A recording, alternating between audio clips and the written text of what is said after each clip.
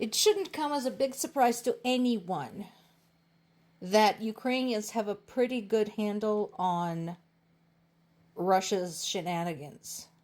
Better than anyone in U.S. Federal Affairs, Department of State, or White House. Why? Because they've done this. They have been here before.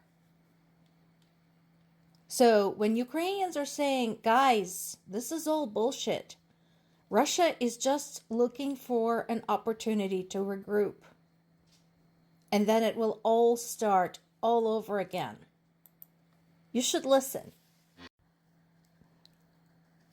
I'd like to remind everybody yet again that between 2014, annexation of Crimea, and 2022, full-scale invasion, Ukraine held over 200 conversations about ceasefire with Russia.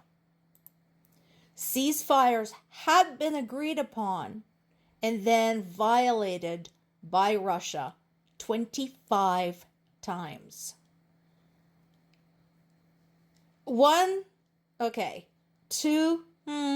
25? That's a trend, folks.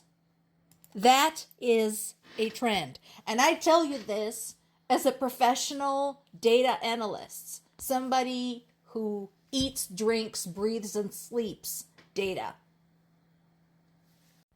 So instead of listening to an idiot like Witkoff, who is fully prepared to hand Ukraine over to Russia based on Russian propaganda, maybe a radical idea, maybe you should listen to people who actually live there and who have been dealing with this bullshit for a very, very long time, and who also happen to have a very long history of oppression with Russia.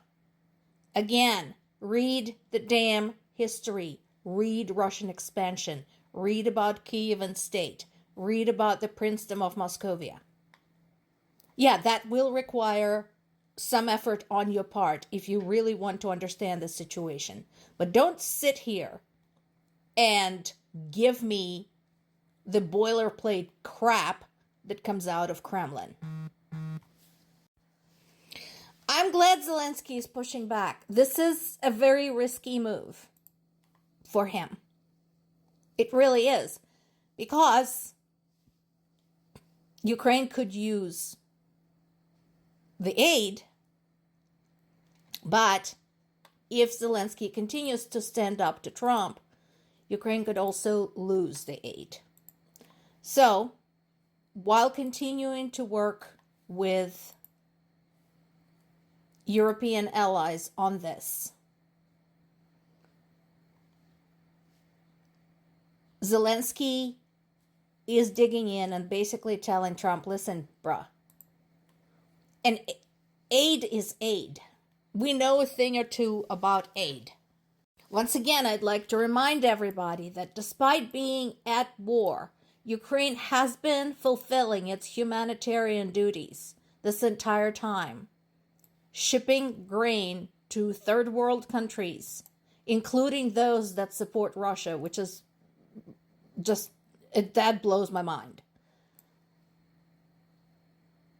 The fact that there are actual nations around the world benefiting from Ukraine's generosity, and then they turn around and support Russia, that is incomprehensible to me.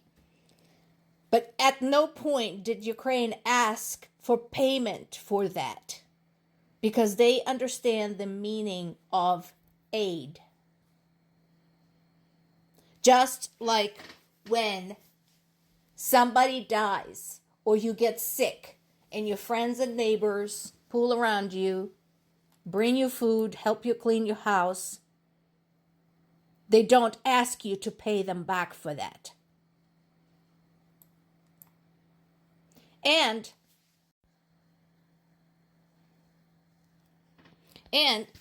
I'm glad that Zelensky is digging in his heels and despite Trump's insistence that the mineral deal is all but done, saying not so fast.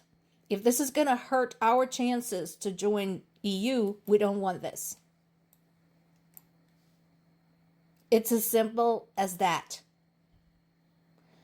So he's continuing to work with the European allies because, let's face it, right now, those are the only real allies Ukraine has got.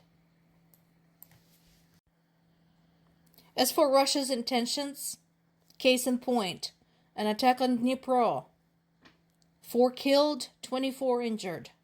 A large fire was sparked at a hotel and restaurant complex, as well as 11 private residences.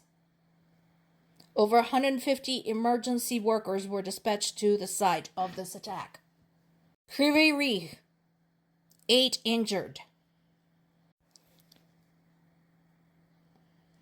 A missile attack struck high-rise buildings, affecting houses, schools, cars, car wash. And there is an intensified assault on my native Zaporizhia region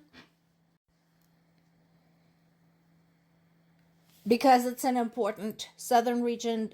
It's an important industrial center, so no surprise there. And Russia basically has been unable to move from its southern front anywhere for the last 3 years at this point. So that means, again, my parents are targeted. People I grew up with are targeted. My school, theaters, concert halls, art galleries, historic monuments. Zaporizhia is an important historic center too. All of that is being targeted. So remind me again, why is Ukraine being forced to negotiate?